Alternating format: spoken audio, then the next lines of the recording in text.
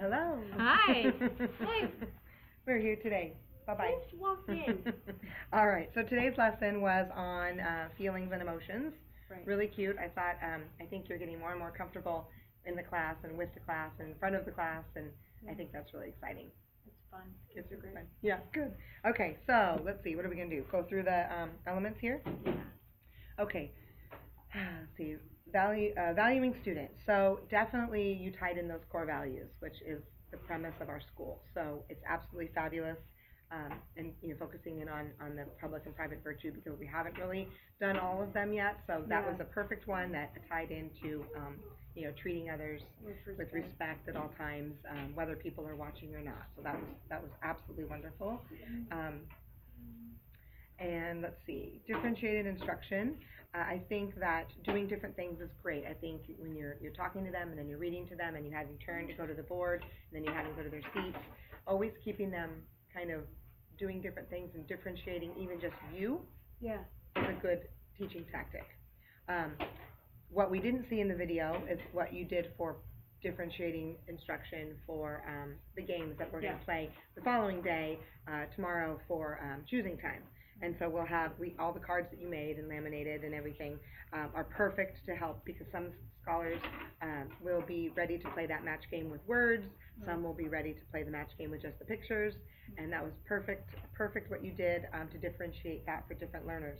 Our scholars who are EL learners will need more of the pictures and the pictures of the emotions, and maybe even someone sitting with them doing the emotions. And I think that'll work great for choosing tomorrow. Okay. So that was a perfect activity to bring into the next day. It was great. Students with learning differences or needs, make appropriate timely accommodations in instructional strategies. It's kind of hard. It was more of a whole group lesson, so it was harder to make those specific differences for kids individually. One thing I know I could have done was displayed more pictures, like you said, because like with Angelica and Lila, they would have been able to clue in better, because they see more, give them more background, more knowledge, because they just don't have it. Yeah, and because they speak Russian and not English, the pictures would really help. Yes, pictures and a lot of acting out too. Yeah. Lots of everyone be sad. Think about something that is sad, and everybody be sad. Now everyone be happy, everyone smile, and do lots of, gestures and pointing and smiling, and showing a picture of something that makes you happy and smiling, showing a picture of something that makes you sad and frowning, so it's really, and I think it's good for all of the scholars, not just the EL kids, it's good for everybody. So I think you're seeing all this, and you're starting to connect everything. Oh, I should have done this, or I could have done that, or I did this and I shouldn't do that, and things like that. So I think that you're doing great with seeing the different needs of the kids.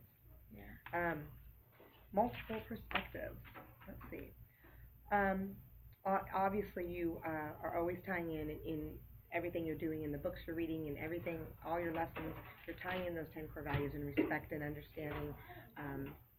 That's amazing. I don't think I did that for a couple of years. Oh yeah, I have to do. There's more to just getting the curriculum in. There's a bigger picture in life, and you do a great job at tying that all together. And let's see. So so we talked about the English language learners and having more pictures, more actions. I noticed, during the lesson, the scholars getting a little antsy, and that's normal. They're they're kindergartners. They don't sit for very long, but just getting them up and just being very clear on your objectives. Right now, we're going to stand up and we're all going to be sad. When you're talking about the emotions in your lesson, everyone now stand up, or we're all going to show a scared look, and then you all do a scared look. Show something that's scary, a bear or something, and everyone looks scared. So just getting them up and moving. Even when it has to do with your lesson, you can still get them up to move. It refocuses them and then gets some of their energy out. I will definitely work on that. Yes. No, it's a good thing. It's a good thing. No, but I truly thought that everything went well.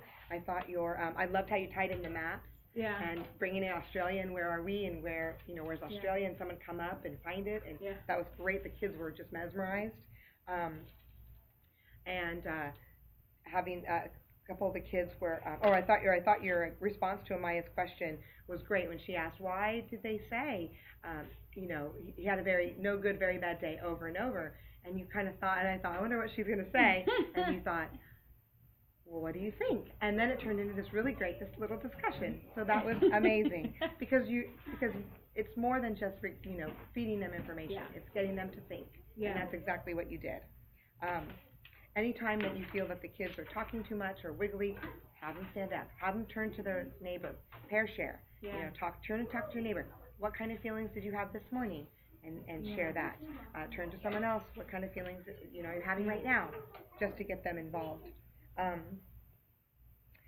thought that, you tied it also into some other things that we talked about, respect, the bucket filling. You tied the lesson into bucket filling, and that was fabulous.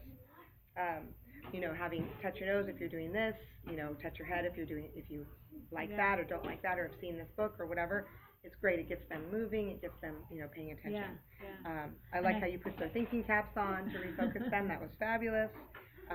And how when you read the sentence, you touched all the words and sentences. You touched the words. It helps them to make a connection with what you're saying. So I thought it went well. I think, like we talked about, just more pictures, more action with the kids, more movement for them. You know, I think that those would be great. That's everything that you're learning. So well done. So, thank you. So much to like take in and just be like, okay, I know I can improve. And oh, we all can. Every day I wake up and think, what can I do better? Every day. So, and we learn from each other. Yeah. So every day I go home and I've learned something from you, and I've learned something from Kate, and I've learned something from Miss M, and it's just it makes for good teaching. Yeah, it does. Thank you so much. You're welcome. My pleasure. Thanks.